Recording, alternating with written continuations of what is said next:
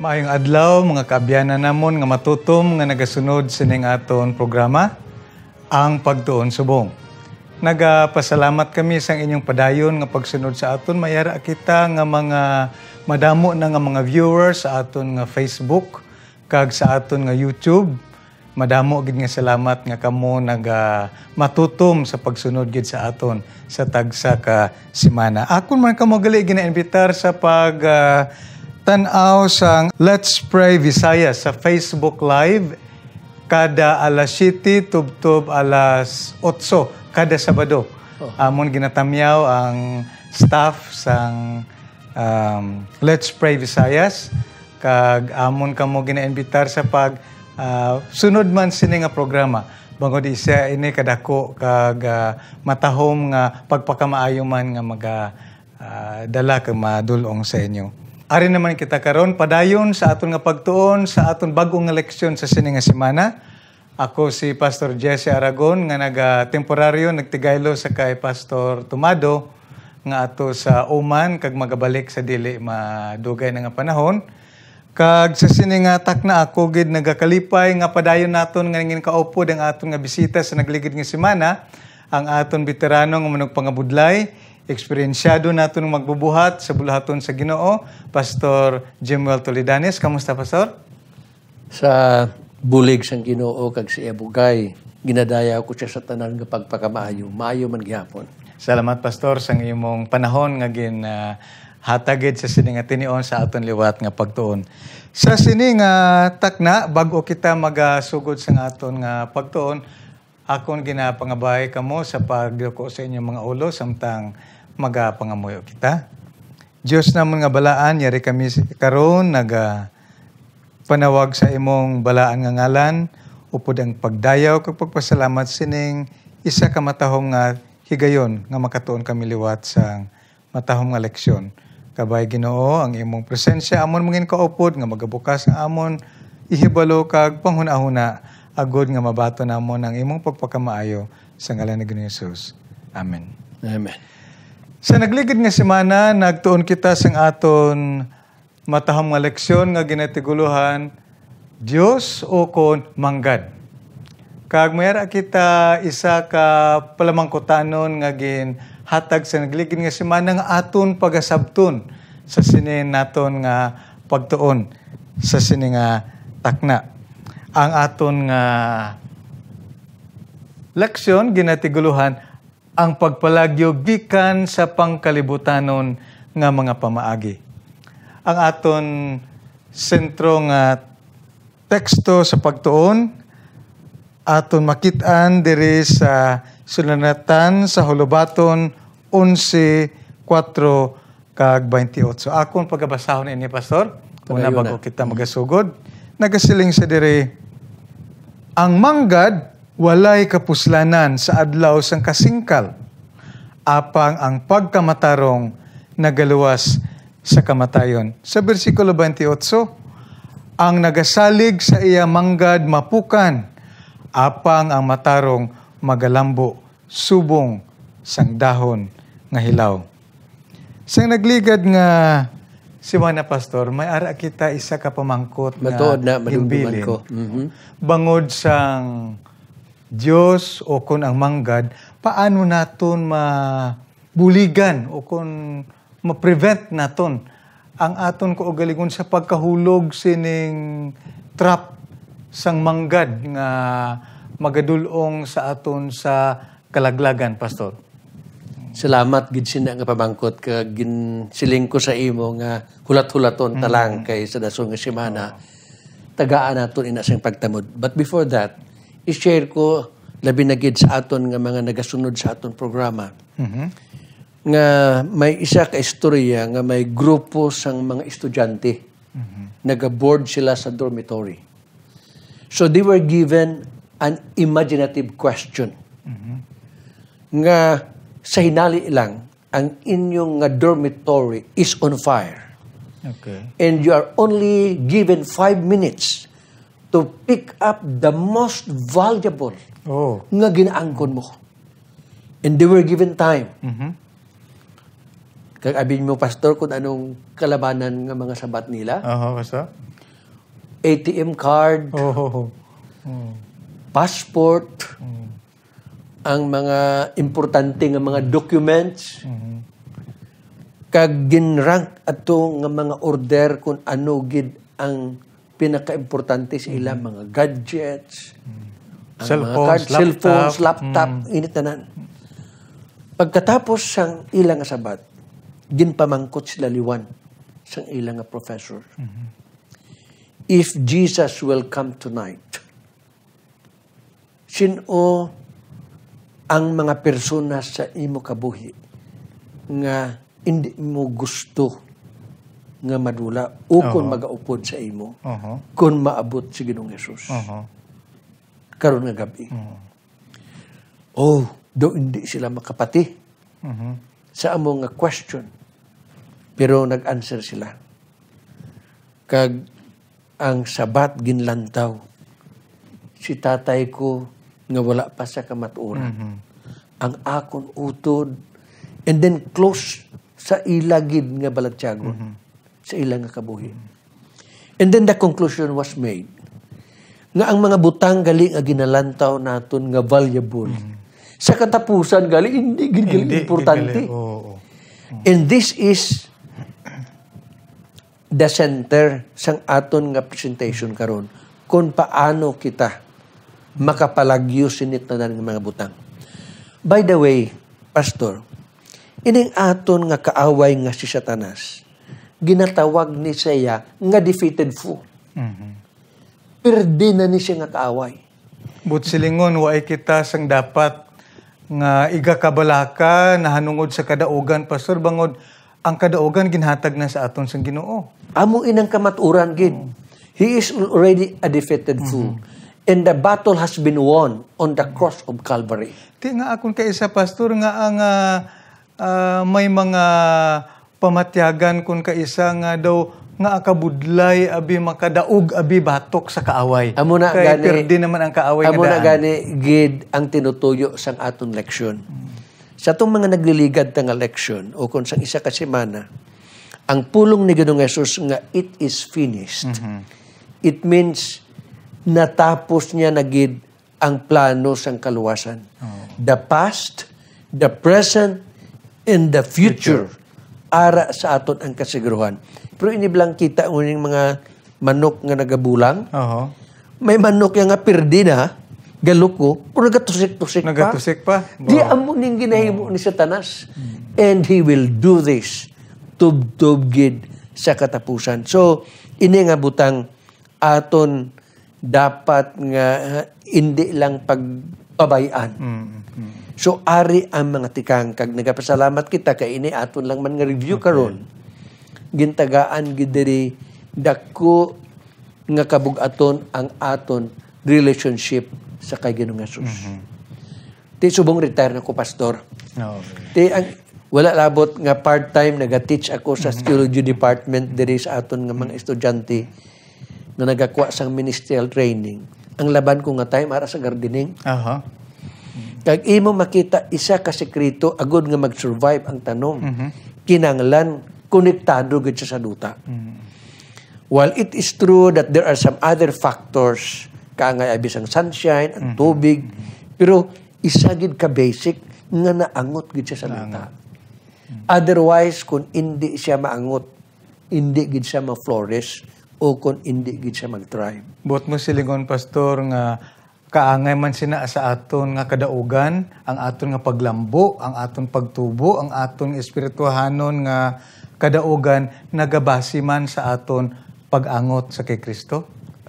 Amo gid na bisan pa sa teksto nga sa Colosas kapitulo 3 versikulo 2. Kung sa Ilonggo naton ini ang siling sa English diri, set your mind on the things above, not things on earth.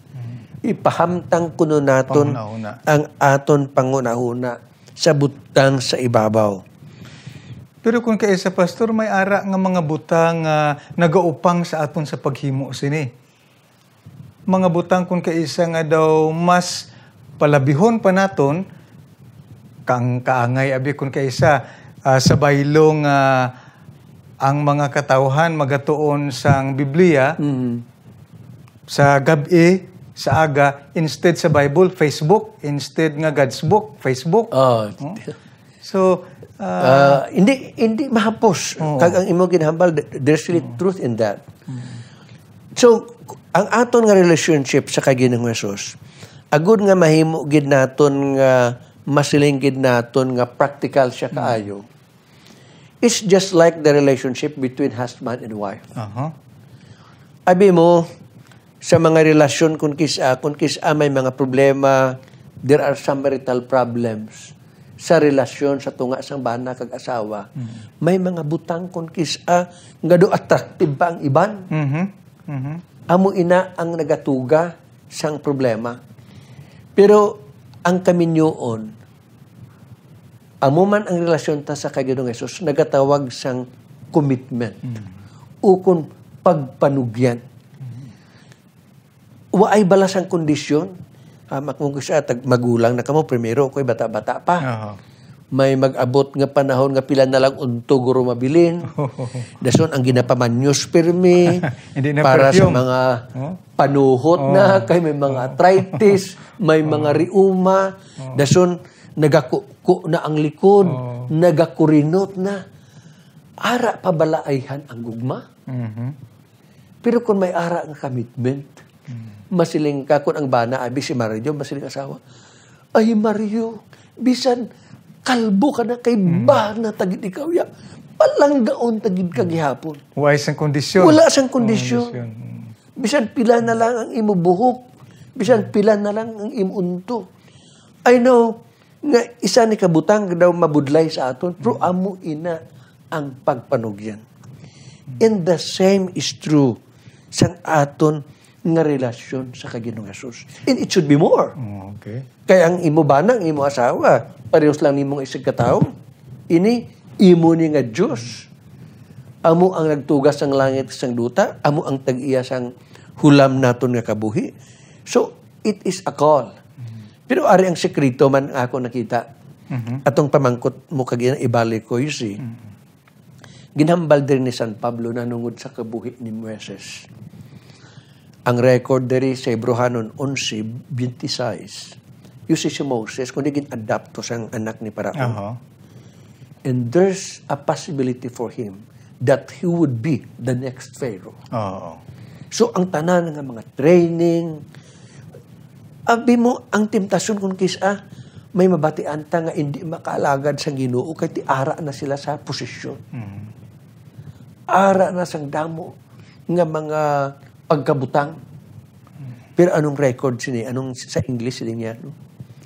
I'd rather suffer the affliction of my people than to enjoy the pleasure of Egypt for a season.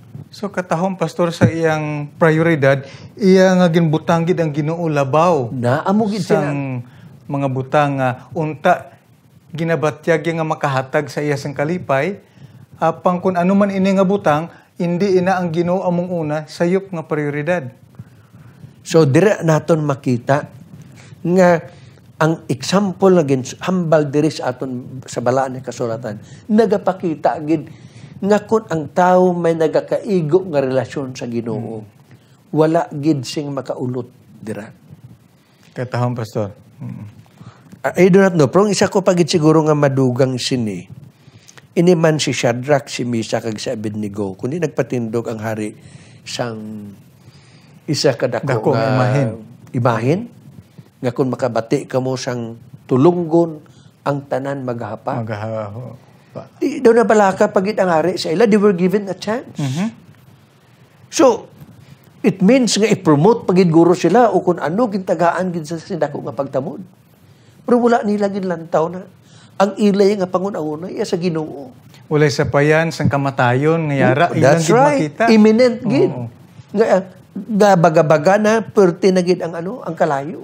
Nga ano ang nagdulong sa ila pastor ayhan nga nakatindog sila sini nga mga pagtilaw, no? Nga kun aton pagatan-awon crucial ining sitwasyon between life and death. Apang nakatindog sila gihapon, walay sa payan sini nga butang ano ayhan ang ilang sekreto sini. Way nagid kita sa masabat dira nga iban kundi ang ilagid nga matudtuon nga relasyon sa Ginoo.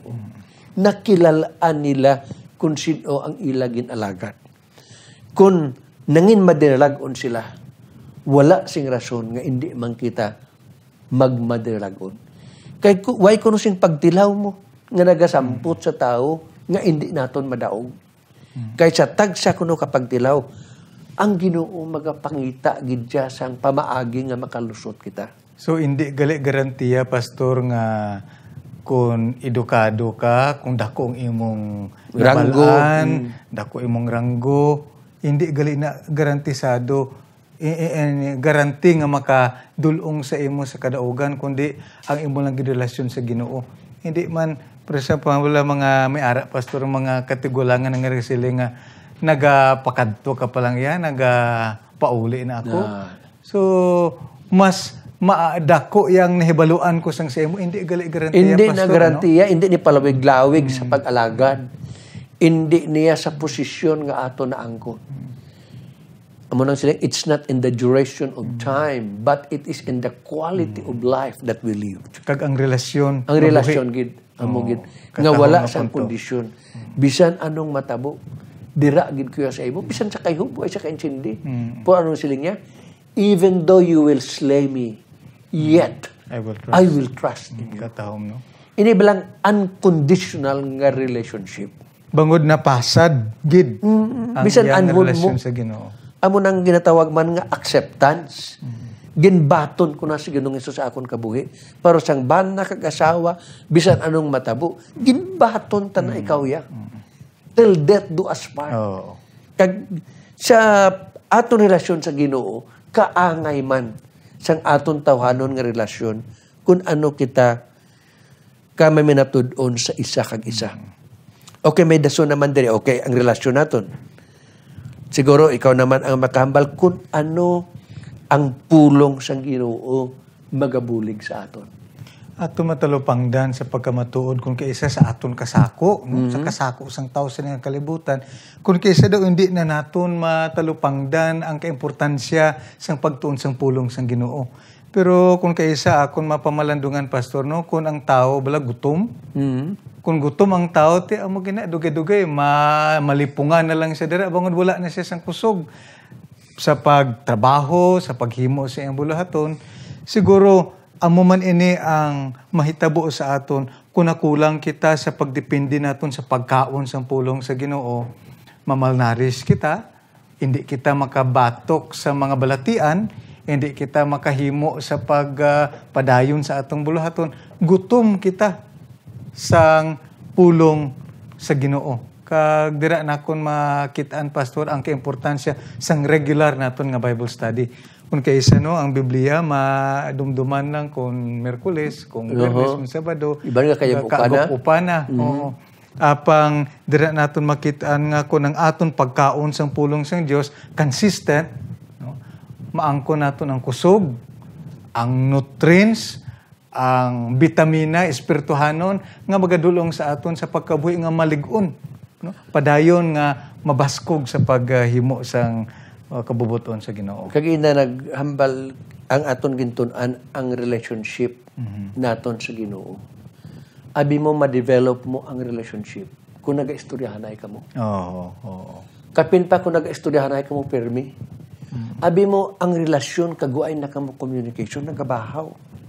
Ang problema lang pastor kay subong nga panahon, text na lang. Isa pagida. Dason bisan pagani sa balay, tuparay kamo pero ang tanan gakapot man sang ila nga cellphone, sang ila iPad ganda wala na sang communication. Why na sang buhi gid nga wala komunikasyon nga why gid sang matalo sina. So kung magasiling kita nga nalig-on adto si Shadrach, si Meshach kag si Abednego kag ang gin-share ko parte man kay Moses tungod sang ilang nga relasyon sa Ginoo pinaagi sa nga pulong. That's where communication comes in. Kag ang Ginoo maka-communicate sa aton kung nagakaon kita, kung ang iya ginahambal aton ginapamatian, and that is through His Word. Di kita nga mga Filipino kag sa aton mga manugpalamati, ang iban hindi makatulog daw ini bilang pamahaw naton panyaga kag panyato. Way ka na ginatuloy nga manyaga na. Do ara na instinct na yan. Pangitaon tagid kay duna. Ara na sa aton. Kay pangitaon tagid. So kung amo man ang pagpangita naton sa pulong sa Ginoo, nga kulang, you feel that kind of emptiness. Kag kung mamiss ka, sorry gid Ginoo. Ginagutom ako sa imo nga pulong. Amo ina ang isa sang sekreto nga makapalig-on man sa aton kag makapalagyo sa tanan nga mga kalibutan nga paagi. So kung nasadsad ang aton pangunahon sa pulong sa Dios, isa ini siya ka epektibo nga pamaagi agud kita mahilway sa mga pangkalibutanon nga mga butang, gugma sa kaugalingon, gugma sa manggad, kag eksakto nga pagpakigrelasyon nga buhi sa atubang sa Ginoo. Kay you see, ang Biblia kompleto nga pulong sa Ginoo. May butang parte sa mga material sa aton kaugalingon, pero ang pinaka-importante gid nga gina-plaster diri sa aton ang butang nga mga espirituhanon. Kay ining mga butang sa kalibutan umalagi lang mo. These are just temporal. Pero ang laygay sa aton, magalantaw kuno kita sang butang nga eternal. So siguro butang Pastor, hindi makita. Siguro Pastor aton gid pangamuyoon sa Ginoo no nga ihangyo naton Ginoo tagai ako sang kauhaw sa pagtuon sa imong pulong. Amen. Amo gid ang pinaka-importante. So kinahanglan bisan pa sa aton nga wala maanad gid. Even one chapter a day. Amon asubong ang gina-prescribe sang aton General Conference, may programa kita, Revival and Reformation. Magakadto kamo sina nga website, Revival and Reformation. Kag naga-provide sila sang one chapter a day. Karon gani ang adlaw is Zechariah 5. Okay. Dason may gina-recommend sila nga chapter nga basahon sa kada semana. Siguro karon Desire of Ages amon ang gina-introduce nila. Chapter 3 or chapter 4. So sa diin na naton makuha Pastor Revival and Reformation. Okay. Sa General Conference. Kag dira ang mga kauturan nga accessible sa ilang mga internet. At least one chapter a day. Katahom. Kag may ara na dira mga komentary halin sa aton mga leaders throughout the world. Kag maka-follow up kita. Siguro mga pila na katuig nga ginasundan ini nga programa sa aton sa General Conference. Aside sa aton mga in-depth nga pagtuon gid sa pulong sang Ginoo. So amo gid nang importante nga makalikaw sa aton, makapalagyo kita sa mga butang nga mga kalibutanon. Okay, salamat Pastor. Okay sa the life of prayer, kag kun communication kundi double, it is a two-way. Hindi lang ang Ginoo maga-istorya sa aton, kinanglan maistorya man kita sa iya. May mga balatyagon kung kaysa Pastor sang mga katawhan nga masiling sila daw hindi nako maka pakigsugilanon gid sang maayo sa Ginoo. Okay daw hindi ako takos. No? Nga daw sa akon pagbatyag sang akon pagkamakasasala daw ang Ginoo daw hindi na mamati sa akon. Ano ini Pastor nga balatyagon iya? Abi mo ina nga balatyagon. Gusto na ni Satanas nga impress sa aton mind. Agud madula ang aton nga relasyon sa Ginoo. Pero ang Ginoo ang siling dira sa aton, He came to seek and to save which was lost. So na Pastor no kay ang manugbulong hindi nagakinahanglan sa mga maayo, mga balatianon. So kung nagabatya gani kita nga hindi takos, ina amo ang nagakaigo nga tion nga makapakigsugilanon kita sa iya. Kaya ang doktrina sang yawa, Pastor, matud ina nga nagasiling nga kung diin kita nakasala, nagalayo kita sa Ginoo, hindi gali. Kung diin kita nakasala, dito gani ang malaba nga butkon sa Ginoo, bukas agud sa pag dawat sa aton, kita lang iya nagapalayo sa Ginoo. Kita lang iya. When there are more sins, grace abounds more. Katahom, amen. Ang grasya sang Diyos. So, ina nga pangunahuna sa aton naga manog palamati nga may kaangay sa imo nga pangunahuna. Nadumduman ko blang bata nga nagkadto siya sa chocolate factory. Di may tao to nga naga-attend sa iya. Niya, kada pagusto ka sang imo makuha nga chocolate. Ini bilang mga ano ganin, nips, ng gagmay. Pagusto ka na ang bata, katulog-tulog lang. Niya, tingaway pa ka nagkuha. Niya, ikaw lang kuha. Niya nga ako, ang imo kamot mas dako pasang sa akon. And that is God's grace. So, kung may mga balatyagon dira nga daw hindi kita makaistorya sa Ginoo, siguro nakasala kita, kag daw hindi na kita mabaton sa Ginoo, ina-ideya na sang kaaway. Kag amo pagid ina ang panahon nga dapat naton iga istorya sa Ginoo. Then the more God needs us. Pero ang ari pagid ang pangunahuna sang iban nga niga pangamuyo ko daw way man ginasabat sang Ginoo. Do ara lang sa atop ambot. Mga pangunahuna kaangay sila. Ti na iya gyapon sang kaaway. Kung ang isa ka tawo nga magpalapit sa Ginoo pero may mga ingredients man ang pangamuyo. Kinahanglan may pagtuo kita nga mabato naton. Kag speaking sining pagtuo, pastor, kaangay bala ini sang ining magpadala bala kita sang text, no? Padala kita sang text, hindi nato nakitaan kung sino ang nagabitbit sining text pakadto dito sa pihak. Pero pagka kita naton nga send, nagatuo kita nga maskin diin pa na nga parte sang kalibutan kaabot gina to. Do amo man sina siguro ang pagdalahuna naton sa pagtuo, no? Hindi nato nakitaan kung sino ang nagabitbit dito sa langit, pangkuntuhan naton nga ang pangamuyo naton nabaton sang Ginoo. Niyan ang Ginoo magasabat sang aton pangamuyo. Kag ang aton pagid madugang diri sa aton nga pagpangamuyo, napasad siya sa mga saad sa Dios. Kag sa iya nga kabubuton. Kay there are prayers nga kung hindi amo na gani sa aton nga pagpangamuyo, nagasilinggid kita ang imo kabubuton amo ang matuman. Amen. There was a time in the life of Moses, ang record makita sa Deuteronomy chapter 3. Nangamuyo siya, nagpangabay siya sa Ginoo, nga makadto siya didto sa duta sang saan. Pero ang Ginoo nangakig sa iya. Hindi na pag ihambal sa akon. Amo ginang sila sa Ginoo sa iya. Kay titungod nga nakasala siya mo. So wala gin tugot sang Dios ang iya nga pangabay. Way man nagreklamo si Moises, pero abi mo ginbanhaw sa sang Ginoo. Way ni sa gindala sa dutan-on nga Kanaan. Mas labaw pagali ang ginhatag sa Ginoo sa iya. So kung magapangamuyo ta sa Ginoo, magsiling gid kita nga sa iya nga kabubuton. Hindi ta makadikta sa Ginoo. Hindi gali kita pwede pastor kasiling nga ang imo lang kabubuton matuman Ginoo pero tani amo lang ni, no? Di amo nang isa kabutang aton tun ang tuuhan ta suno sa iya saad. Kapin pang saad niya pagpatawad sa aton. There are times nga tugutan niya nga mag-ayo kita sa aton mga balatian. Pero kinanglan aton gid nga dumdumon nga ang aton relasyon sa Ginoo wala na higot sila. Kaya kung nagbalatian ka kagway ka nag-ayo, hindi ka na sa Ginoo.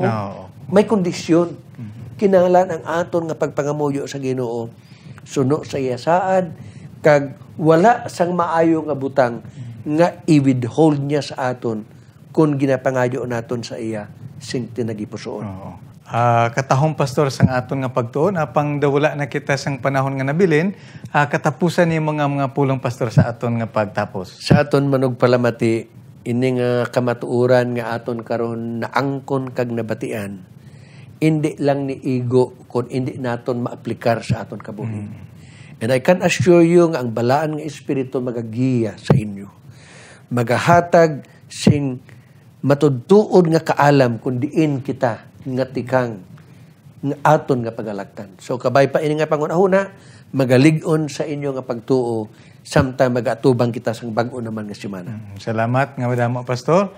Kag sa aton nga mga tumalanaw kag tagpalamati, kumayara kamo nga mga pangunahuna o mga butang nga luyag ninyo iga-suggest sa aton programa, sarang ninyo mahimo sa pagpadala sa amon sa mensahe kag amon gid pasalamatan kung ano ang inyong mga opinion, kag ang inyong mga butang luyag namon nga pag-improve sa atong programa. Sa liwat madam mga salamat kag ang aton pagtuon, aton pagatakpan sa pagpangamuyo, Pastor. Balaan nga Diyos, salamat diwan. Nga ikaw nangin kaupod sa amon pag-review sining election. Ikaw magapakamayo sa tanang nga nagpalamati, magalig-on sa amon pagtuo. Nga ini nga mga butanga mo natunan mapuslanon sa pagligon sa amon nga pagtuo. Ini tanan amon ginatugyan tungod sa ngalan sang amon manluluwas nga si Ginoong Hesus. Amen.